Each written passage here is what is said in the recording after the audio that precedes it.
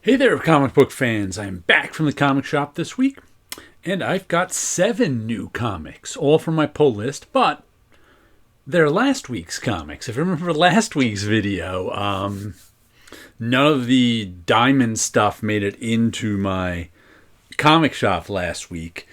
So I picked it all up this week, but this week's Diamond stuff isn't in my comic shop yet either, so I'll pick up this week's stuff next week.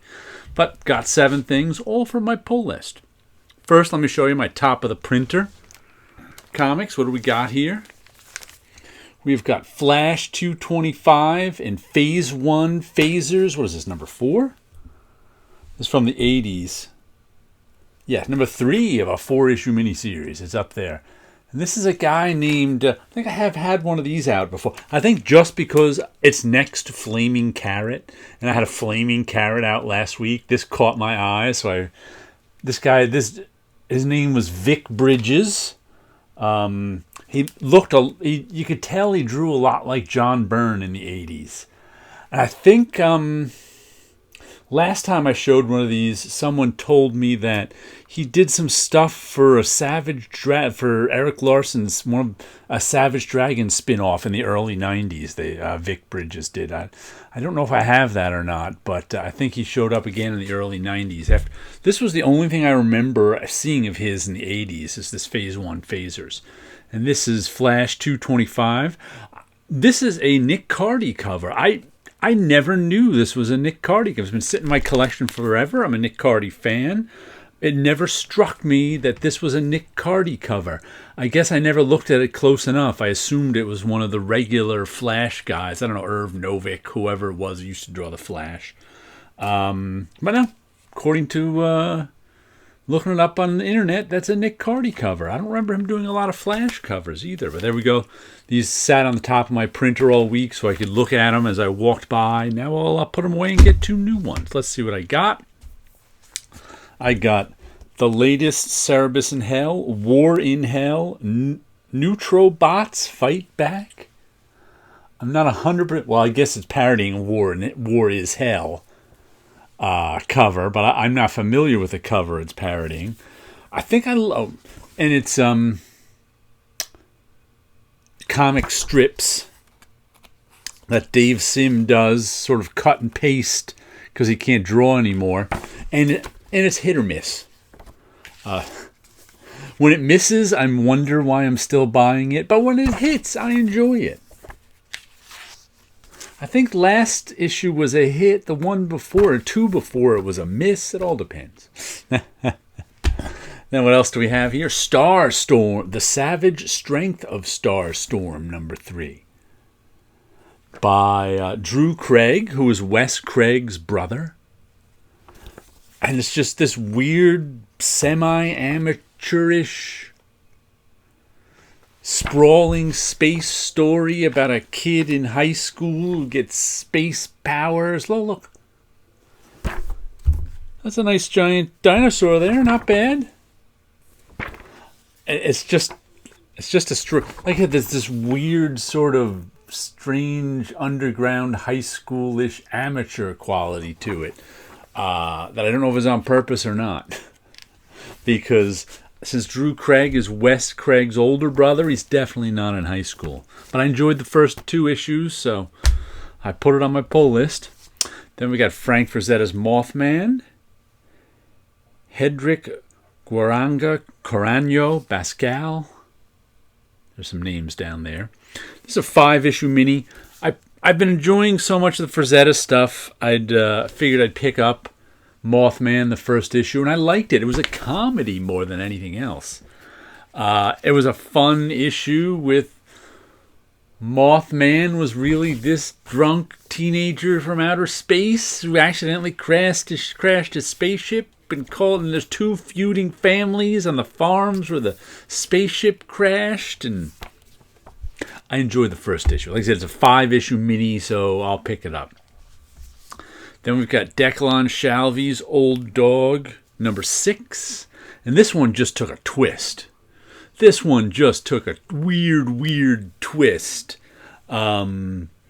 where if you remember me describing this one before, it's sort of an old spy who's drawn back into the game. Just, a story you've read before. But then last issue, they had this weird twist where this old spy who got drawn into the game is really somehow part Cthulhu monster. What? Not Cthulhu directly, but all of a sudden he had a lot of tentacles and stuff, and he was killing people in a building and didn't know what was going on. So I don't know what's going on in this anymore. But I like the Declan Shalvey art. I really enjoyed the twist last issue. I'm looking forward to seeing what they do with it. And next we have Rogue Sun, issue number 14, where Rogue Sun, teenage kid, inherits his father's superhero suit. His estranged father's superhero suit. So he was even annoyed with him. And now he's kind of... there's his estranged father, who's dead, by the way. But there's weird superhero stuff going on where they went to this other plane of existence because the kid got his mind taken over by someone who used to wear the suit, and now he was outcast somewhere, and his dead father is there, and we'll see what happens. The last issue of Night Club, which is the teenage vampires against the 100-year-old mobster vampires.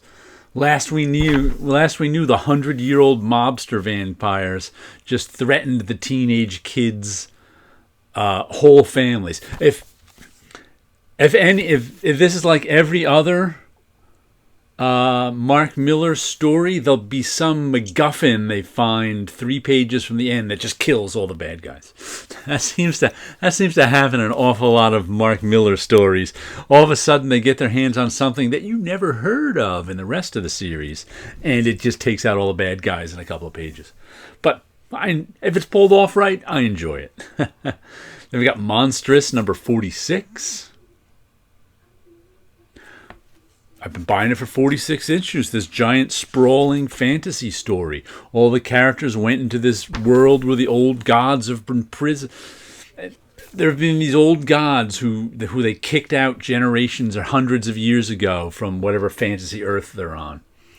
And now the main characters, or I don't know, the 4, 5, 6 of them, I don't even know, all got kicked over into this weird realm world where it turns out all the old gods, that's where they were banished to. So they've been and there's a whole bunch of old gods they're talking with. And so we'll see if they can make it home or what crazy stuff happens in Monstrous. But Marjorie Liu is the writer, Sana Takeda is the artist, and I think they just won an Eisner for their graphic novel that I got earlier this year. That was good. I can't remember the name of it, but I think they won an Eisner for that. Let me show you a little bit of my work behind me. What do I have here? I've got Dreams of Things. This is 198. Was that a metronome down there? Is that a musical instrument? I can't tell.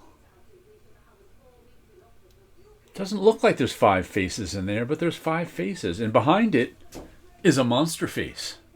If you follow me on Instagram, I showed this off on it. I've been doing some turnarounds, those artist turnarounds they do on Instagram. And I don't think I posted it there on my Patreon. I'll be posting photos of this in progress, too. So I got that going. If you ever want to check out my Patreon, there's always a link down below for it. But this is one of the big ink drawings I did. First one I've done since January. I just wanted to draw a monster face, so I did. So there's a little Dreams of Things coming up on issue 200, which is the next one I have to color. Marker color, I think. So we got some Dreams of Things. Got some monster face. We got some comics. You guys have a good week out there.